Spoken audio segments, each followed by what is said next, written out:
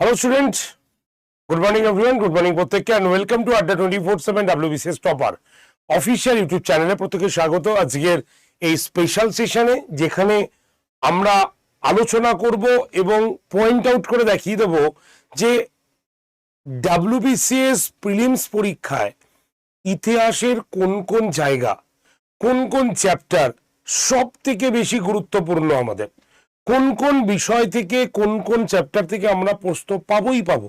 আর এগুলো কেন বলছি জানো তো? কারণ WBCS প্রিলিমস পাশ করার ক্ষেত্রে ইতিহাসের জুরি মেলা ভার, একটা কথা আছে না, জুরি মেলা ভার, সেটাই আমি বলছি। কেন?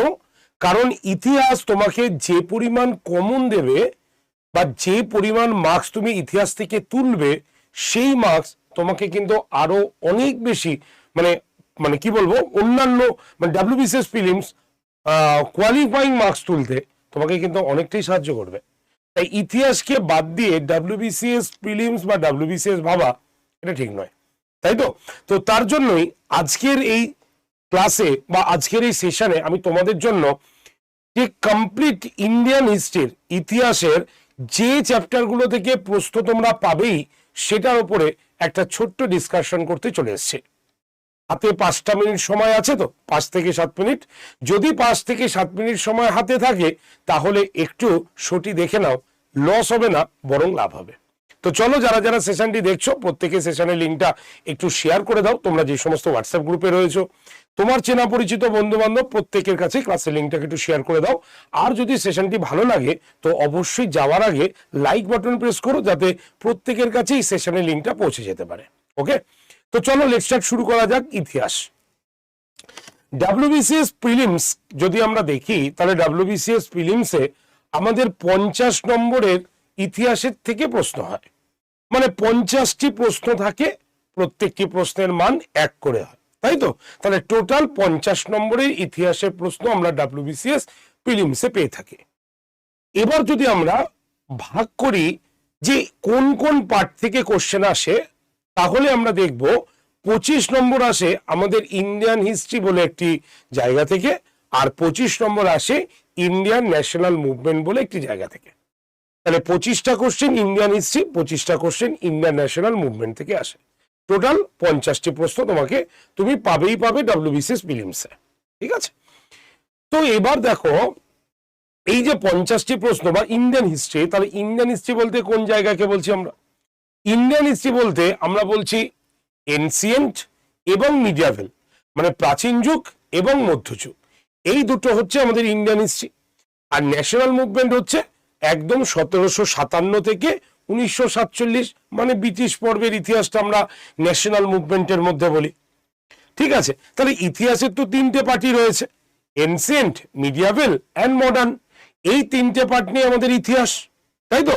তো সেই পার্টগুলো আমাদের থেকে আমাদের এই WBCS প্রিলিমসে কোন কোন চ্যাপ্টার থেকে প্রশ্ন তুমি পাবেই শিওর শট, সেই চ্যাপ্টারগুলোর নাম আমি একটু তোমাদের বলে দেবো। আর আমার কথা বিশ্বাস করার আগে দেখো, একটা কথা যে চোখ বন্ধ করে ভাই বিশ্বাস করা উচিত নয় কাউকে, তো তার জন্য না একটু তোমরা প্রিভিয়াস ইয়ারে কিছু কোশ্চেনগুলোকে দেখে নিও, দেখবে অনেকটাই তোমরা বুঝে যাবে যে সুমিত স্যার যে কথাটা বলছে সেই কথাটা কতটা অ্যাপ্রোপ্রিয়েট।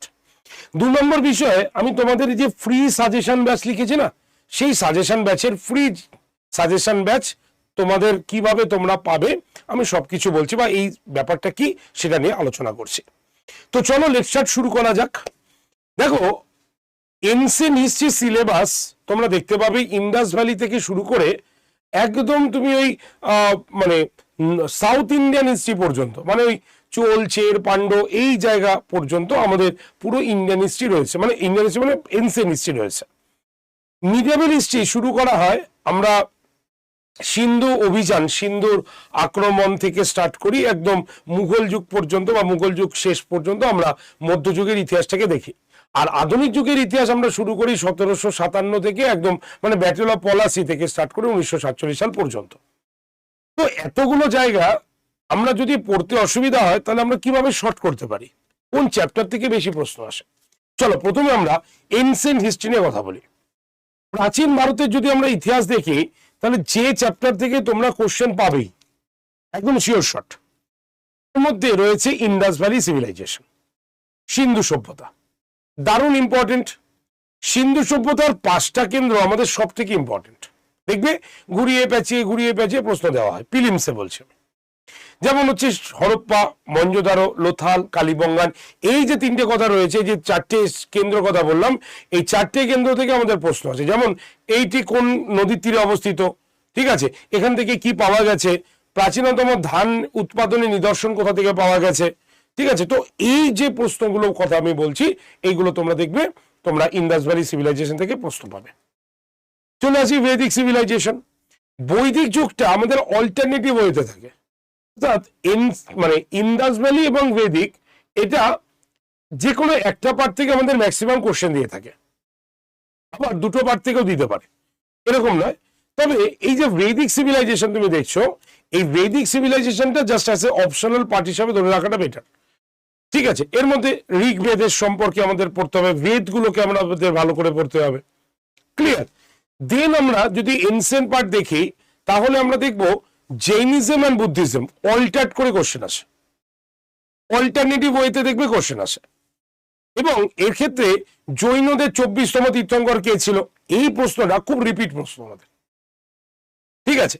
ষোড়শ মহাজনের পর থেকে আমাদের কোশ্চেনটা প্রত্যেক বছর আমরা দেখতে পাই যে একটা তারা মেনটেন করেছে।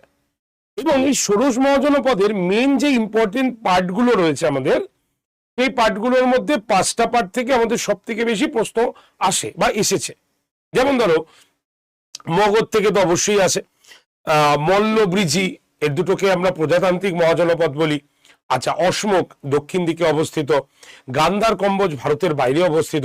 এই যে গান্ধার, কম্বোজ, মল্ল, ব্রিজি, হ্যাঁ, অশমোক, অবন্তী, এই জায়গাগুলো, এই যে 5-6টা জায়গার নাম বললাম ষোড়শ মহাজনপদের, এই জায়গাগুলো থেকে আমাদের বেশ কোশ্চেন আসে, ঠিক আছে। ষোড়শ মহাজনপদের সঙ্গে তোমাদের অল্টারনেটিভ ওয়েতে ওই মগধের প্রথম কিছু বংশের কথা পড়ে যেতে হবে, যেমন হরজাঙ্ক, শিশুনাগ, নন্দ।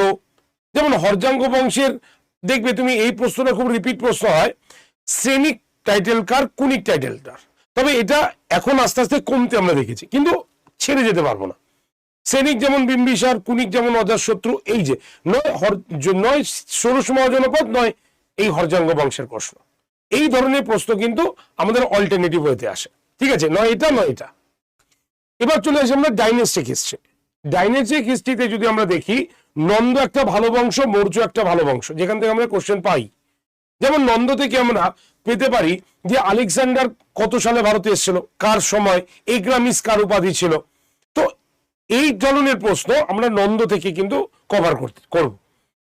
যদি আমরা মৌর্যতে ফিরে আসি, তাহলে মৌর্য মোস্ট ইম্পর্টেন্ট জায়গা, সেটা তোমার চন্দ্রগুপ্ত থেকেও কোশ্চেন করতে পারে, সেটা বিন্দুসার থেকেও করতে পারে, সেটা অশোক থেকেও করতে পারে।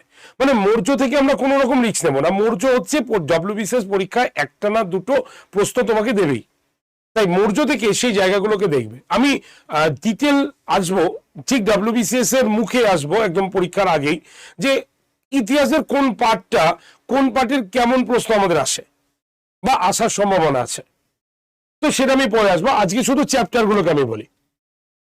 মৌর্যর পরে যদি তুমি যাও, তারপরে এবার তুমি অল্টারনেটিভ করে নাও, মানে শুঙ্গ সাতবাহন, এখান থেকে একটা অল্টারনেটিভ বইতে কোশ্চেন থাকে আমাদের। আমি কিন্তু প্রত্যেকটি চ্যাপ্টার ধরে ধরে বলছি। কুষাণ অথবা ইন্দো গ্রিক থেকে আমাদের প্রশ্ন আসে, অথবা অল্টারনেটিভ হইতে। এবার তুমি চলে যাও হচ্ছে তোমার গুপ্ত থেকে তুমি কোশ্চেন পাবে, একদম শিওর শট। গুপ্ত ডাইনেস্টি থেকে প্রশ্ন পাবেই, এবং কোন কোন জায়গায় ইম্পর্টেন্ট আমি ডিটেল ক্লাস করেই দিয়েছি, তোমরা চেক করে দেখে নিতে পারো, কোনো অসুবিধা নেই, তাহলে তোমাদের আরো ভালো পড়া হবে। এরপরে আমরা চলে আসবো হচ্ছে দক্ষিণ ভারতের ইতিহাসে, এবং দক্ষিণের মধ্যে আমরা এখানে কোনো সাজেশন পুট করতে পারি না। কেন পারি না? কারণ এখানে প্রত্যেকটি জায়গা থেকে ঘুরিয়ে পেঁচিয়ে কোশ্চেন দেয়। যেমন চোল, এটা একটা ইম্পর্টেন্ট জায়গা। যেমন হচ্ছে পাল সেন, অল্টারনেটিভ ওয়েতে পড়তে হবে তোমাকে। পল্লব রাষ্ট্রকূট পড়তে হবে তোমাকে। তো এই পল্লব রাষ্ট্রকূট চোল, এই জায়গা আমাদের সব থেকে ভয়ঙ্কর ধরনের প্রশ্ন দেয়, মানে ভয়ঙ্কর ধরনের প্রশ্ন দিয়ে থাকে। আর সঙ্গে আমাদের পাল সেনের সঙ্গে আমাদের আরেকটা জায়গা ছাড়লে হবে না, সেটা হচ্ছে পুষ্যবতী বংশ, মানে হর্ষবর্ধনের ইতিহাস।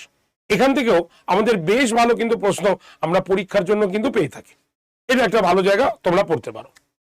নেক্সট এবার তুমি চলে আসো মধ্যযুগে। মধ্যযুগে তোমার দাস বংশ, খলজি বংশ, তুগলক বংশ, এই তিনটে বংশ তোমার সব থেকে বেশি কম্প্যাক্ট প্রশ্ন তোমাকে দিয়ে থাকে। দাস, খলজি, তুগলক। সৈয়দ লোদি থেকে প্রশ্ন তুলনামূলক কম আসে, সৈয়দ থেকে আসেই না, তাই সৈয়দকে তুমি বাদ দিতে পারো, সৈয়দ থেকে তেমন প্রশ্ন আসে না। লোদি থেকে যখনই তুমি পড়বে সেটা মুঘলদের সঙ্গে কানেক্টিভ হয়ে যাবে। মুঘলদের তোমাদের ছাড়লে হবে না, মুঘল তোমার কোনো সাজেস্টিভ হয় না। ওই বাবর, হুমায়ুন, আকবর, জাহাঙ্গীর, শাহজাহান, ঔরঙ্গজেব, এই পাঁচজনের কথা তোমাকে পড়তেই হবে, তাই এখান থেকে নো সাজেশন। ওকে, বাকি থাকলো কি মারাঠা সাম্রাজ্য। মারাঠা সাম্রাজ্য থেকে আমাদের কোশ্চেন থাকে, ঠিক আছে। টিপুর থেকে আমাদের কোশ্চেন থাকে, মানে মহীশূর, মারাঠা, এই দুটো থেকে তুমি কোশ্চেন পাবেই পাবে। ট্রিটি হোক, কোনো ইম্পর্টেন্ট ইভেন্ট হোক, যুদ্ধ হোক, কোশ্চেন তুমি পাবেই। ক্লিয়ার? চলে আসি মডার্ন এজে। মডার্ন এজের যে জায়গাটা তোমাকে খুব খুব খুব ভালো করে পড়তে হবে, যেটা কোশ্চেনের আখড়া বলে যাকে, সেটা হচ্ছে ব্রিটিশ অ্যাডমিনিস্ট্রেশন, মানে ব্রিটিশদের সাম্রাজ্য। গভর্নর জেনারেল, বাংলার গভর্নর জেনারেল, ভারতের গভর্নর জেনারেল, ভাইসরয়, এই যে জায়গাগুলো, এইগুলোকে অ্যাভয়েড করলে হবে না, কারণ এই জায়গা থেকে কোশ্চেন তুমি পাবেই, এবং সেটা 25টার মধ্যে ধরে রাখো, ওই চ্যাপ্টারটা পড়লে তুমি মিনিমাম 8 থেকে 10টা প্রশ্ন পর্যন্ত পেয়ে থাকবে। 8 থেকে 10টা প্রশ্ন, কারণ ওইখানেই মডার্ন হিস্ট্রির মেন কম্প্যাক্ট জায়গা কিন্তু রয়েছে, মেন জায়গাটা ওখানেই রয়েছে। তাই গভর্নর জেনারেল, বাংলার গভর্নর জেনারেল, ভারতের গভর্নর জেনারেল, ভাইসরয়, এই চ্যাপ্টারটা তোমরা কেউ ছাড়বে না।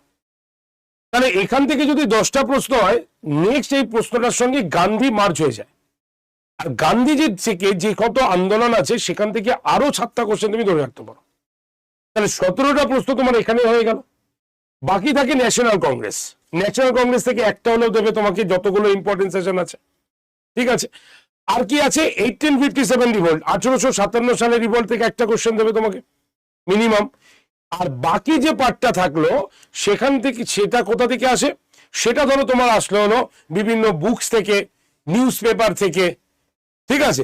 তো এই জায়গাগুলো থেকে তোমাকে, অর্গানাইজেশন থেকে, আর্য সমাজ, ঠিক আছে, তো প্রার্থনা সমাজ, তো এই জায়গা থেকে কোশ্চেন আসে।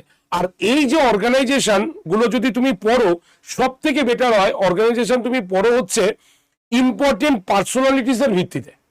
মানে ধরো যেখানে আমি রামমোহন রায় পড়ছি, তো রামমোহন রায়ের আমি A to Z পড়ে নিলাম, যে রামমোহন রায় কি করেছে, রামমোহন রায় কি পেপার পাবলিশ করেছে, রামমোহন রায়ের সবকিছু আমি একবারে কন্টিনিউয়াসলি পড়ে নিলাম। তাহলে এই যদি ইম্পর্টেন্ট পার্সোনালিটিস এর বেস করে আমরা পড়ি, তাহলে দেখবো এই জায়গাটা কিন্তু অনেক বেশি তোমাদের মানে কি বলবো, অ্যাট্রাকটিভ হচ্ছে, এবং সেটা কোশ্চেন কমন পেতে সাহায্য করছে। তো যে কটা আমি চ্যাপ্টার বললাম, ঠিক এই সেশনটা শেষে তোমরা বসে বসে লিখে নাও যে স্যার এই জায়গা থেকে এই জায়গা পর্যন্ত পড়তে বলেছেন, এইটা হচ্ছে আমাদের ইম্পর্টেন্ট জায়গা।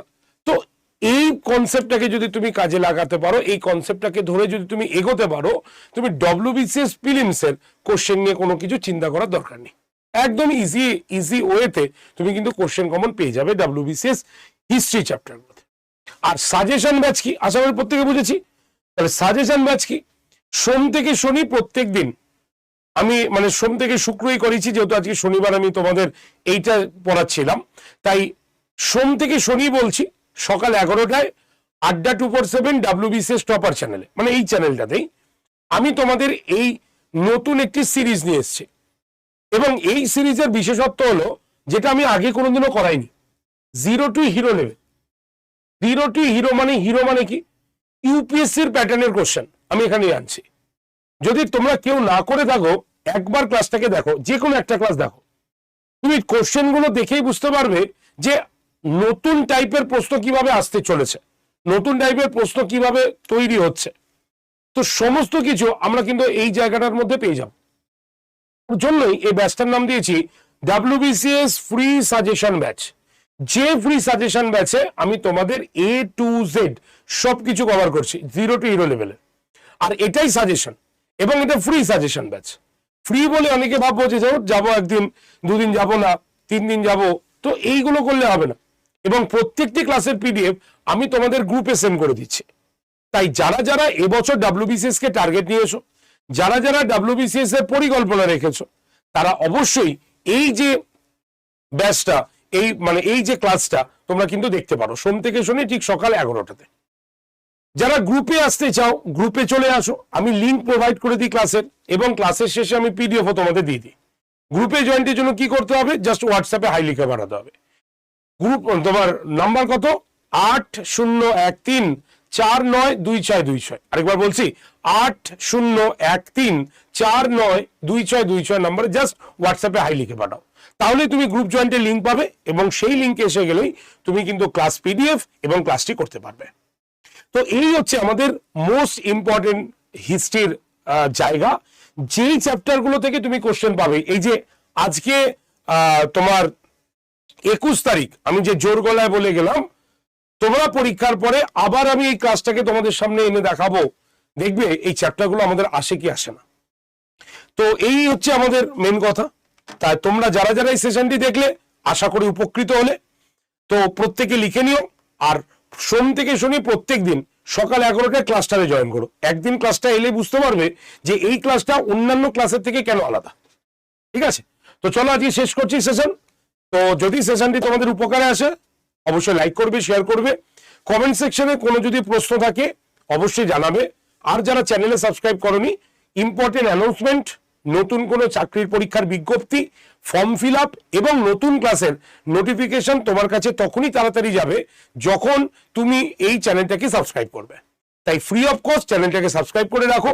যদি সামনে টার্গেট হয় আমাদের WBCS, যদি আমাদের সামনে টার্গেট হয় যে কোনো সরকারি জব, তাই এখনই চ্যানেলটাকে সাবস্ক্রাইব করো। কারণ তুমি ভুলে গেলেও ইউটিউব তোমাকে কিন্তু মনে করিয়ে দেবে যে এই চ্যানেলে এখন এই কাজটা চলছে, এই সাবজেক্টের উপরে পড়ানো চলছে, তো তুমি ক্লাসে জয়েন করতে পারবে ইজিলি। ঠিক আছে, তো চলো আজকে এটুকু পর্যন্ত। দেখা হচ্ছে ক্লাসে তোমাদের ঠিক সোম থেকে শনি সকাল 11টায়। চলে এসো প্রত্যেকে, দেখা হবে এবং খুব ভালোভাবে ক্লাস হবে। Thank you very much.